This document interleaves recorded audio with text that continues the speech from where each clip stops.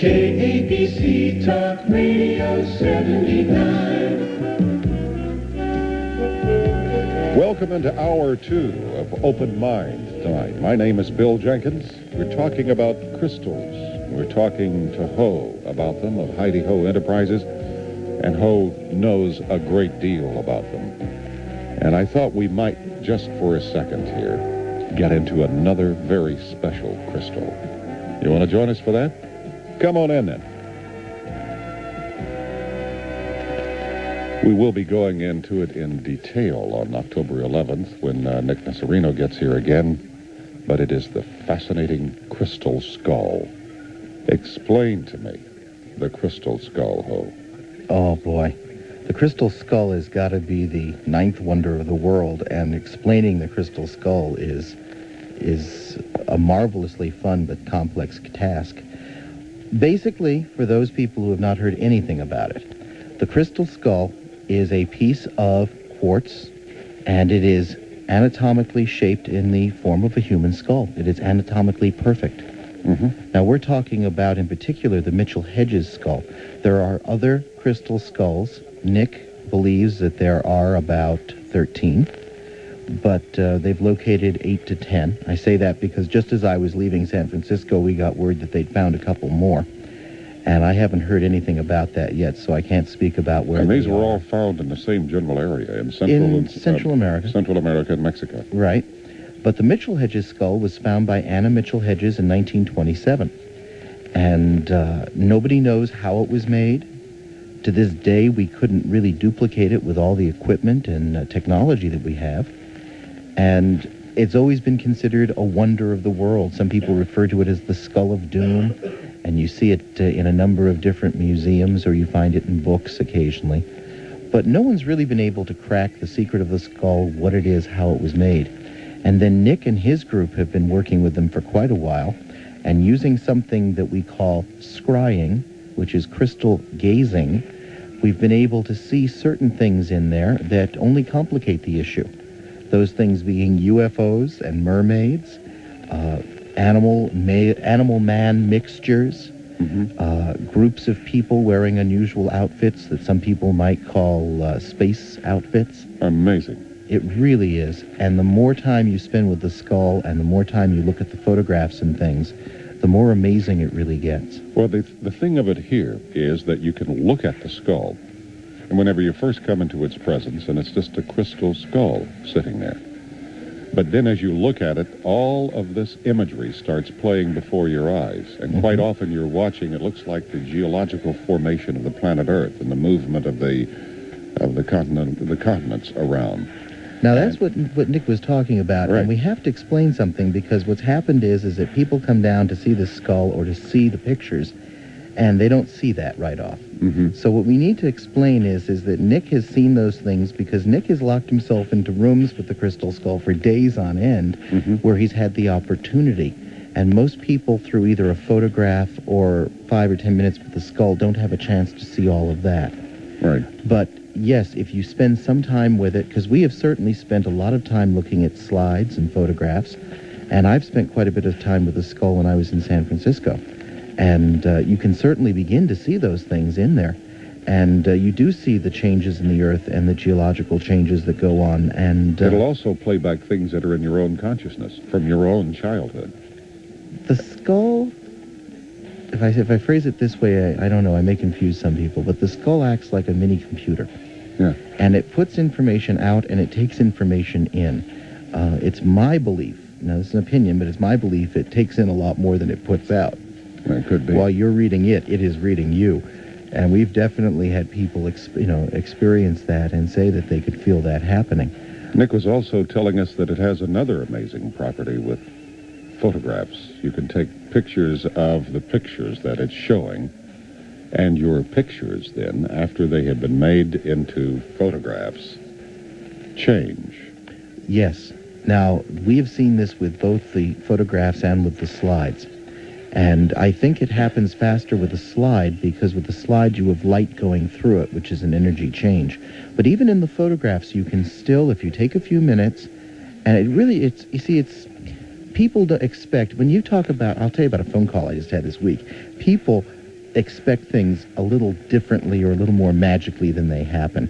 I had somebody call me up that was talking about crystal balls and thought that all you do is sit in front of the ball and suddenly it plays you a movie. And it's not quite that simple. There's a certain amount of discipline that you, as the crystal ball reader, have to go through, and a certain amount of patience.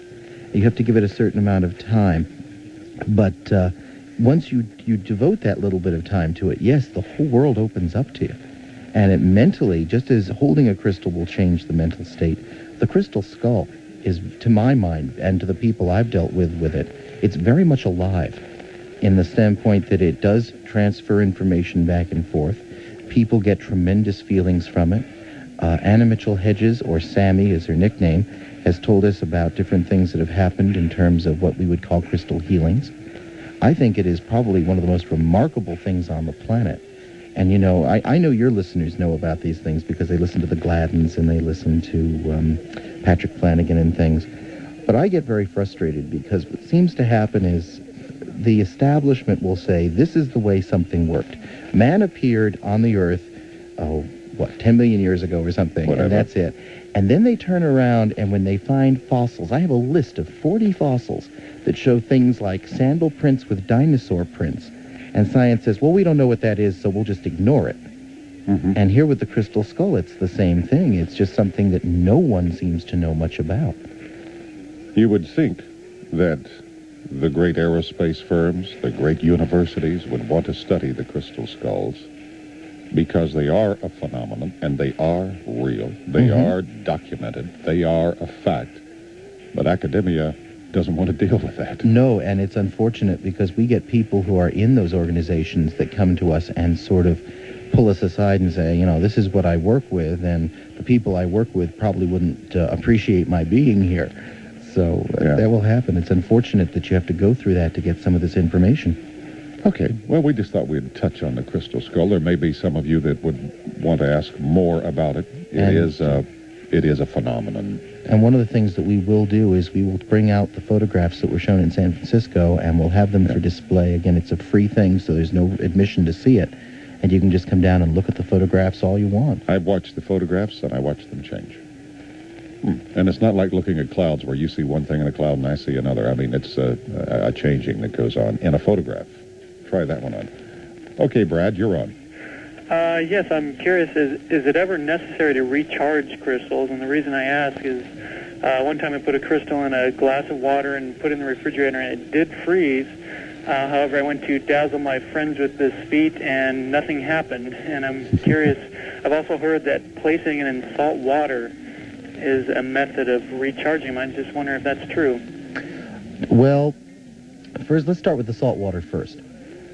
When Dale and I were first teaching about crystals, we told people to put them in salt or in salt water because we felt that that was what you might call a foolproof system. There are better ways to recharge a crystal than that. First of all, salt does not recharge a crystal at all. Salt actually stops the action within the crystal and slows it down. It's what you might call a neutralizing or a cleansing of the crystal. It does not charge it. Putting energy into a crystal charges it. And to do that, you could either put it in the sun, which takes a certain amount of time, or you could do a mental exercise where you can visualize light going into the crystal, or you could do something even simpler, which we've mentioned once before on this station, and that is the light invocation. And the light invocation is 3 sentences. I think I know this. I invoke the light of the Christ within. I am a clear and perfect channel. Light is my guide. And that 3 sentences, if you hold the crystal and say it 3 times, actually will balance out the energies of the crystal. Now, we don't know why. No, what it is about those words.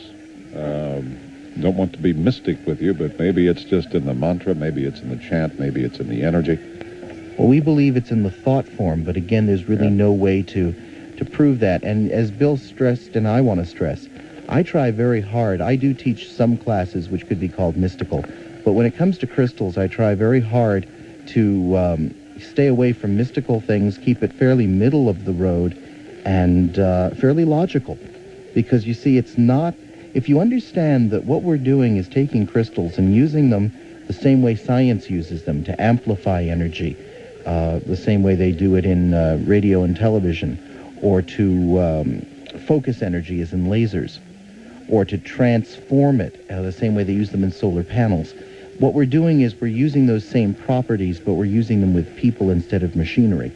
And unfortunately, people are a little harder to measure. And so that falls into what we call metaphysics. So you wouldn't be hearing us tonight if it weren't for a crystal. Mm-hmm. We did that at the top of the show. But we have a nice crystal back there in Big Blue, who is our transmitter. And he's a good guy. Now the reason you would want to recharge a crystal, I mean, there could be a number of reasons. You might want to boost the energy level of it. But we talk about recharging when we talk about wearing them, because one of the properties of crystal is to store information. That's why they're used in computer chips. And what will happen is a crystal will store, one that you're wearing, will store all the emotions in it that you go through. So, for example, let's say that you had a crummy ride home on the freeway and told the guy behind you or in front of you exactly how you thought he drove. You might want to get home and just take a moment to clear that crystal of the energies so that you don't carry that round with you all the time. I think it'd probably be a good idea not to wear them on the freeway. That may be an idea, too, yes. Could you put them in salt water in that case? Yeah, in that case, what it will do is it will neutralize the energies and bring it back. But that you have to do overnight. That takes, roughly 8 hours, let's say. This is a 30-second thing that you can just, you say it, and it'll do it. And how often should you do this, or is there a set criteria on something like that? The crystal that I wear, I do every morning when I get up. Actually, I take them off when I get into the shower. Not that you have to, but I do. And when I put them back on, I take all of 30 seconds to clear them. Oh, that's interesting. Every time you foul them up, you ought to clear them, I guess you could say. Yeah. So that means you're doing the invocation just all the time. And I do it any time I put crystals in anything that I'm going to ingest, such as near my food or into my water. I would clear it then, too. I see. Well, thank you very much. My Okay. pleasure. Thank you, very Brad. much, Brad. Bye. Glad to have you aboard. Thank you. And we have Howard. Good evening, gentlemen. How are you? Fine, thank you. Say about a year and a half ago, I think it was, you had, I believe, one of the first crystal broadcasts, and I was very interested, obviously, specifically in two types of crystals. One was for the refrigeration, of course, and then the second was for clarifying water. I live on a boat, and clear water is always a problem for storing any length of time. And the refrigeration, of course, requires power to run the refrigerator, so obviously a crystal would be totally advantageous to reduce that power consumption. I got the book, and I bought the two crystals of each type, and over the last year and a half, nothing has happened. Whoa. And I don't know whether I was one of those 1 in 10, but I've tried everything. I've recharged it in the sunlight. I've cleaned it in the salt water, you name it.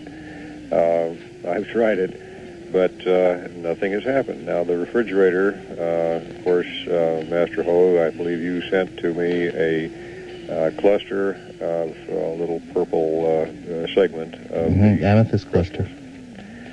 So, and the refrigerator, the size is 1.5 cubic feet. It's right up in the very top. I've tried it at the very bottom. I've tried it in the middle. I've tried it. Howard, occasionally there's a couple of things here. First of all, 1 out of every 10 people it doesn't work for, and we don't know why.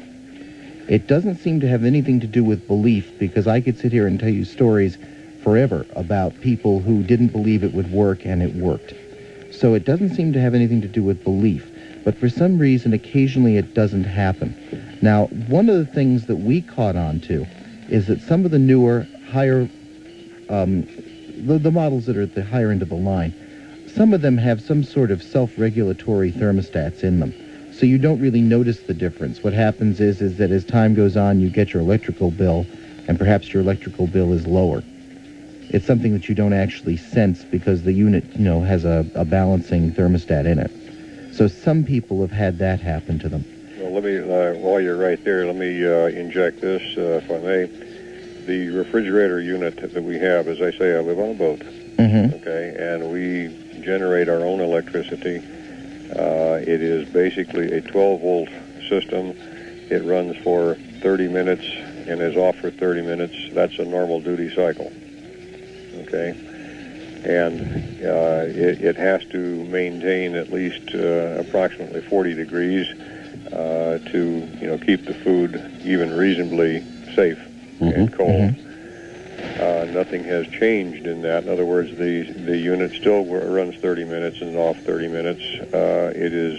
And the refrigerator isn't getting any colder than before. That's correct. It's basically nothing has happened. Nothing has changed.